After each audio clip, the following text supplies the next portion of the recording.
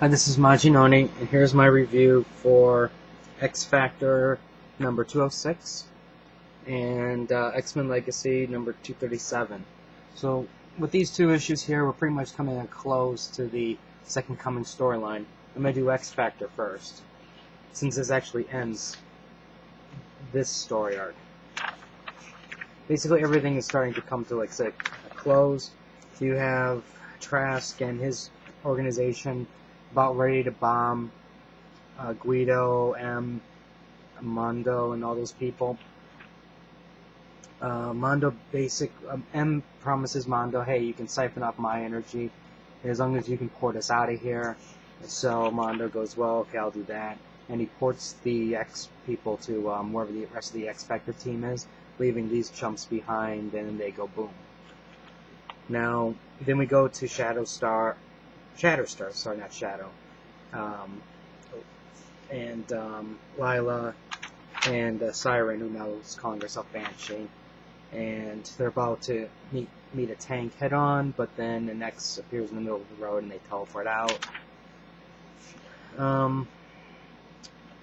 Basically, right here you can see that Trask is being mind controlled, and he's getting kind of chewed out, but they're like, hey, we detected where the mutants are, so let's go kill some muties. And then we go to the safe house where Maddox and Longshot and those guys are, Darwin, and then all the X team finally meets again. That's right, conveniently, they get attacked again. And, it's your basic battle page. Banshee does her thing, Guido and Shatterstar does theirs. It's like, I think this would have been cooler if you can actually see a battle rather than a panel of each character type thing. Well, Lila goes, he's the key, and goes up there. She's able to break the connection between the two, and at that moment he realizes, hey, this is not going the way I'm being used. Calls off the attack, shoots himself, which is actually the smart thing to do in this case. And you can see the relationship back together again in next issue.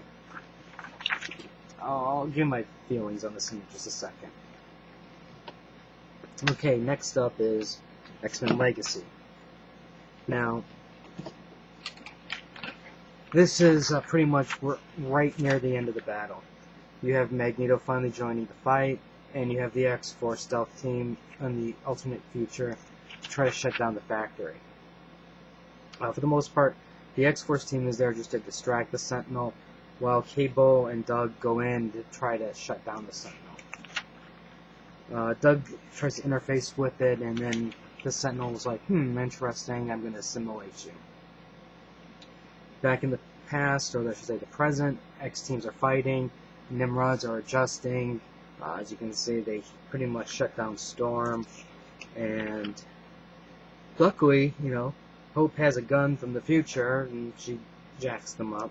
Magneto's holding his own, but it's only a wonder, like, when are they gonna, how long can he hold out?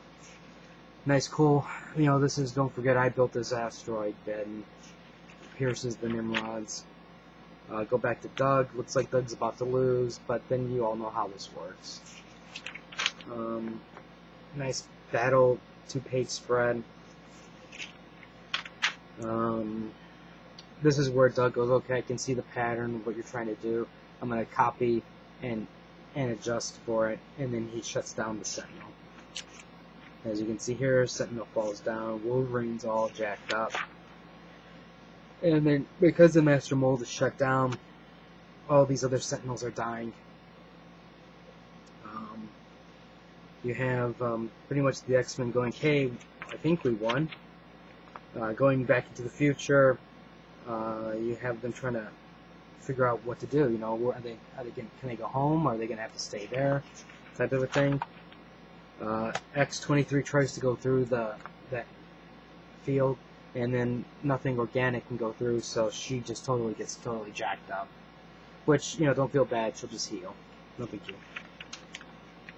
Then pretty much they figure out, well, it's almost nighttime soon, so Sentinels are going to be coming, and they have to find shelter, basically. and Hope throws a minor temper tantrum, but before she can go farther into it, Cable goes through. And that's when we learn we're setting the stage for the final battle. They're basically like, well, the Nimrods, they failed, but they're still, the X people are still going to die. The dome is still up. Now it's just a matter of who's going to do the killing.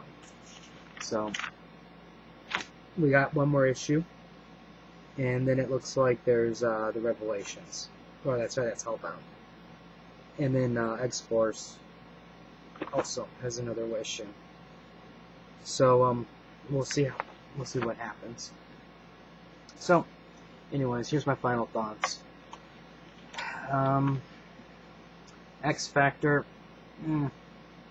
Well, I mean, it was interesting to see them getting hunted down and whatnot, but I wouldn't buy it.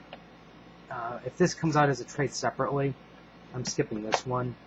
If you want the complete story, then obviously get it, but you don't really need it. Just know that X Factor is its own little world thing, and they handle their own. Next up is the X-Men Legacy. Continually, week after week, it's been solid. This is no different. And in a way, I'm kind of disappointed in the sense that it's now on full speed to wrap up. And I think that there's certain things they could actually have done if they had more time to really, really make the story better. But, understand they got to get it wrapped up soon, so I'm cool with what they're doing so far. I'm really looking forward to the final battle. I have a feeling it's going to be really good. Maybe we'll see another death. I just have a strange feeling we're not going to see anybody else unless it was already previously announced. If you have any questions or comments, feel free to leave it on the side. If you think anybody's going to die, leave a comment, say who it is. And I'll have more reviews up later. So until next time.